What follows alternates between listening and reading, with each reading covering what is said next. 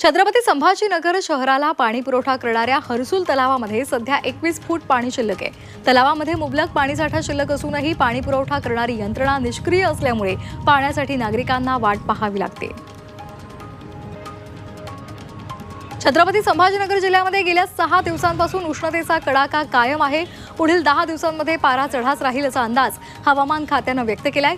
हा पारा 44 अंश सेल्सिअस पर्यंत जाण्याची शक्यता आहे। रविवारी 41.6 अंश सेल्सिअस इतक्या तापमानाची नोंद झाली आहे आणि त्यामुळे संभाजीनगरकर उकाड्यानं हैराण झालेत।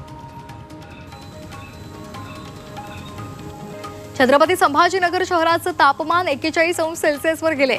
वाढत्या तापमानाचा नागरिकांसह इतर प्राण्यांना सुद्धा फटका बसतोय। सिद्धार्थ उद्यानामधील वाघोबांना उकाड्यापासून दिलासा मिळावा यासाठी त्यांना अंघोळ घालण्यात येते। छत्रपती संभाजीनगरमध्ये पाणी आणि चाऱ्यांसाठी बैल जोडीचा खर्च परवडत नाही म्हणून शेतकरी आपली जनावरं विक्रीसाठी बाजारात आणत आहेत। मात्र बाजारात सुद्धा बैल जोडींना मनासारखे दर मिळत नसल्यामुळे शेतकरी नाराज आहेत।